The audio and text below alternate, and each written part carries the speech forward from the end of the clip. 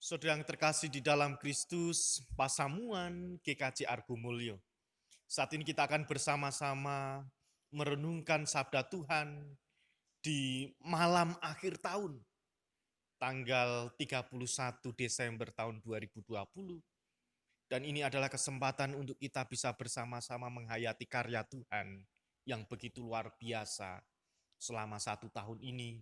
Dan besok pagi kita sudah diizinkan Tuhan untuk memasuki perjalanan kehidupan di tahun 2021.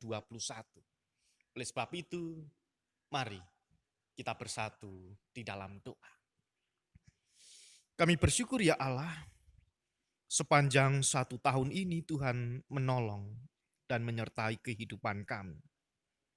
Saat ini di penghujung tahun 2020, Tuhan akan mengasihi kami melalui sapaan firman.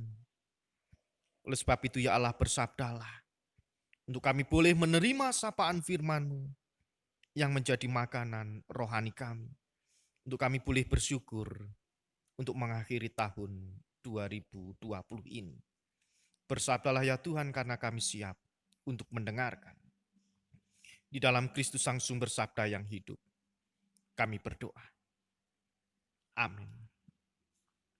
Firman Tuhan di penghujung tahun pada malam hari ini terambil di dalam Injil Matius pasal 2 ayat 13 sampai 18 yang demikian sabda Tuhan. Setelah orang-orang Majus itu berangkat, nampaklah malaikat Tuhan kepada Yusuf dalam mimpi dan berkata, "Bangunlah, ambillah anak itu serta ibunya, larilah ke Mesir dan tinggallah di sana sampai aku berfirman kepadamu. Karena Herodes akan mencari anak itu untuk membunuh dia." Maka Yusuf pun bangunlah, diambilnya anak itu serta ibunya malam itu juga lalu menyingkir ke Mesir dan tinggal di sana hingga Herodes mati. Hal itu terjadi supaya genaplah yang difirmankan Tuhan oleh Nabi, "Dari Mesir kupanggil anakku." Ketika Herodes tahu bahwa ia telah diberdayakan oleh orang-orang Majus itu, ia sangat marah. Lalu ia menyuruh membunuh semua anak di Bethlehem dan sekitarnya, yaitu anak-anak yang berumur 2 tahun ke bawah, sesuai dengan waktu yang dapat diketahuinya dari orang-orang Majus itu. Dengan demikian, genaplah firman yang disampaikan oleh Nabi Yeremia. Terdengarlah suara di Rama, tangis dan ratap yang sangat amat sedih. Rahel menangisi anak-anaknya, dan ia tidak mau dihibur sebab mereka tidak ada lagi. Demikianlah sabda Tuhan, yang berbahagia kita semua yang menerima sabda Tuhan serta merenungkan dan melakukannya di dalam kehidupan kita sehari-hari. Haleluya. Ibu, bapak, dan saudara yang terkasih di dalam Kristus, Pasamuan GKJ Argo Mulyo, dan bapak ibu semua dimanapun panjenengan berada. Kita akan bersama-sama menghayati kasih Tuhan di penghujung tahun 2020. Orang Jawa memiliki falsafah yang sangat menarik perhatian. Kira-kira demikian dalam bahasa Jawa. Ojo gumunan, ojo kagetan, ojo getunan, ojo aleman. Ungkapan tersebut memiliki arti bahwa setiap orang diajar, diingatkan supaya tidak merasa heran, tidak mudah merasa terkejut akan sesuatu, tidak mudah merasa menyesal, dan tidak mudah menjadi manja. Inilah yang dimaksud dengan ojo gumunan, ojo kagetan, ojo getunan, lan ojo aleman. Nah, ibu, bapak, dan saudara yang terkasih di dalam Kristus, sehingga di dalam kehidupan kita bisa segera merana, memperbaiki dan melanjutkan kehidupannya serta tidak sampai terhanyut saat merasa heran, merasa kaget, dan merasa kecewa. Jangan sampai itu membuat kita merasa merana, gelo, getun, sangat kecewa di dalam hidupnya. Karena kagetan, gumunan, gelonan, dan ojo aleman tadi. Dari ungkapan Jawa ini kita akan merenungkan bacaan Injil yang kita terima di penghujung tahun 2020 ini. Diceritakan bagaimana Yusuf dan keluarganya ternyata tidak diberi waktu yang cukup untuk bisa berdiam diri. Dan bahkan dia terheran-heran dan terkejut akan apa yang dialami terkait dengan kelahiran Tuhan. Karena Yesus adalah Tuhan, karena dia harus bersegera, bergegas, bersiap-siap, melarikan diri ke Mesir untuk menyelamatkan keluarganya, menyelamatkan bayi Yesus dan Maria dari kekejaman Raja Herodes. Nah, ibu bapak dan saudara yang terkasih di dalam Kristus, inilah yang membuat Yusuf Maria terheran-heran. Sebelumnya ada orang Majus, ada gembala-gembala yang tidak mereka kenal, datang memberikan sebuah penghargaan, memberikan sebuah persembahan kepada bayi Yesus. Maria dan Yusuf ora kenal sapa kuwi orang Majus, sapa kuwi gembala. Tetapi itu yang terjadi yang membuat Maria dan Yusuf terheran, kaget.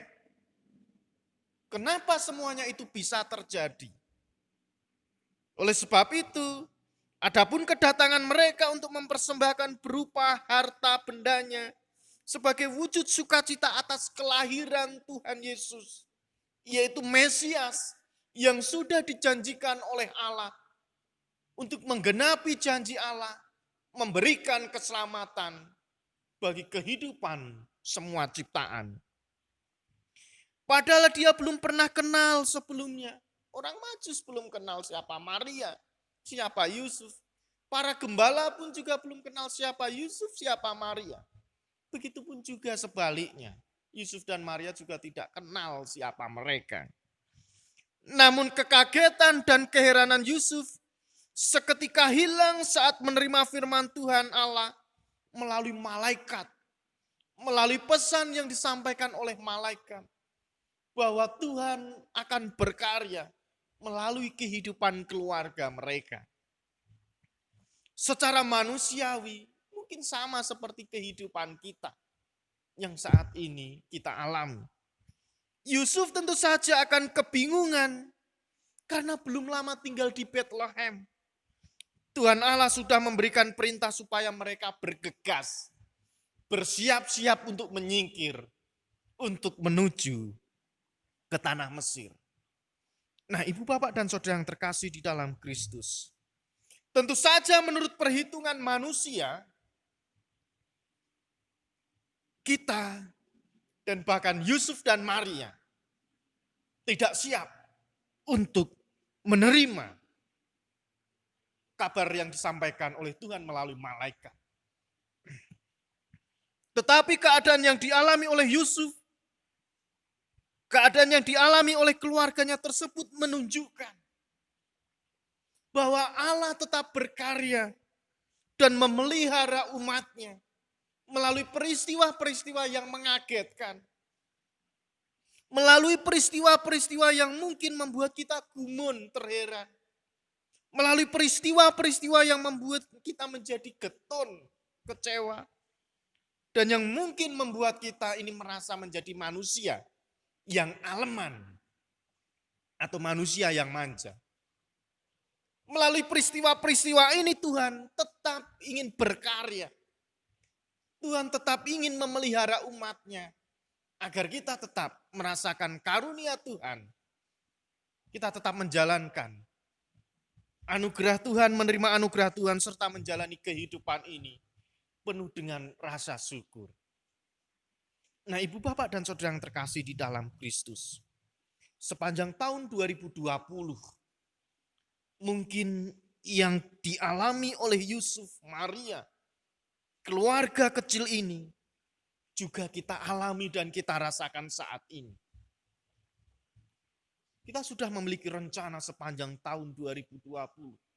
Sudah ada target, sudah ada planning, sudah akan ada hal-hal yang akan dilakukan, yang direncanakan.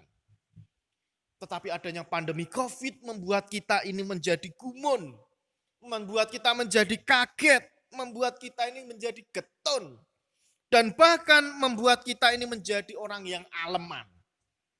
Mungkin bisa saja itu terjadi di dalam kehidupan kita. Gumun karena pandemi COVID. Ini baru terjadi. Barang baru. Kita harus berdiam diri di rumah, ibadah di rumah. Semua kebanyakan dilakukan di rumah. Membuat kita menjadi gumun. Kok iso ya iki terjadi? Membuat kita menjadi kaget, heran. Mak betunduk, wah COVID sudah ada di sekitar kita. Dan bahkan di gereja kita harus buka tutup. Ada kasus ditutup, kasus selesai buka lagi. Situasi COVID membuat kita menutup lagi ibadah di gereja. Dan sampai di akhir tahun 2020, kita masih dianjurkan untuk berdiam diri di rumah. Kaget, apa sebenarnya yang ingin Tuhan inginkan di dalam kehidupan kita. Membuat kita menjadi getun, kecewa. Karena harapan, impian, cita-cita, rencana, planning, semuanya menjadi buyar dan bubar. Getun. Mungkin ini yang kita rasakan. Dan bahkan juga kita menjadi aleman. Menjadi orang Kristen yang aleman. Bisa saja itu terjadi di dalam kehidupan kita. Tetapi melalui peristiwa ini, melalui bacaan di penghujung akhir tahun 2020, melalui cerita keluarga Yusuf dan Maria, kita diingatkan bahwa perjalanan kehidupan kita sepanjang 1 tahun ini, di tahun 2020 ini, walaupun kita gumun, walaupun kita kaget, walaupun kita getun, walaupun kita aleman, tetapi melalui semua itu, Tuhan tetap memelihara. Tuhan memiliki rencana agar kita bisa selamat. Agar kita bisa mensyukuri setiap nikmat yang Tuhan berikan di dalam kehidupan kita. Nikmat mana lagi yang kita dustakan? Nikmat mana lagi yang engkau dustakan? Yang sudah Tuhan berikan di dalam kehidupan kita. Mungkin ini Tuhan inginkan di dalam kehidupan kita. Agar kita bisa selamat di tahun 2020 dan bisa diizinkan masuk di tahun 2021. Dan kita harus yakin dan percaya ketika Tuhan menolong dan menyertai kehidupan kita di sepanjang tahun 2020, Tuhan akan tetap menolong dan menyertai kita ketika kita masih diizinkan, diberikan kesempatan untuk nanti kita memasuki di tahun 2021. Oleh sebab itu Ibu Bapak dan Saudara yang terkasih di dalam Kristus, ojo gampang gumun, ojo gampang kaget, ojo gampang getun, lan ojo gampang aleman. Tetaplah menjadi orang Kristen yang kuat, yang tetap memiliki semangat dan harapan. Karena melalui semua peristiwa yang terjadi, Tuhan memiliki rencana di dalam kehidupan kita. Agar kita tetap selamat, agar kita tetap menikmati kehidupan, dan agar tetap kita bisa melihat karya Allah yang sudah Tuhan sediakan untuk masa depan kita. Selamat berkumpul dengan keluarga. Selamat mengakhiri tahun 2020 dengan sukacita dan penuh dengan rasa syukur. Tetap patuhi protokol kesehatan. Tuhan pasti menolong dan memberkati kita. Selamat mengakhiri tahun 2020 dan selamat menyongsong tahun baru 2021. Salam. Amin.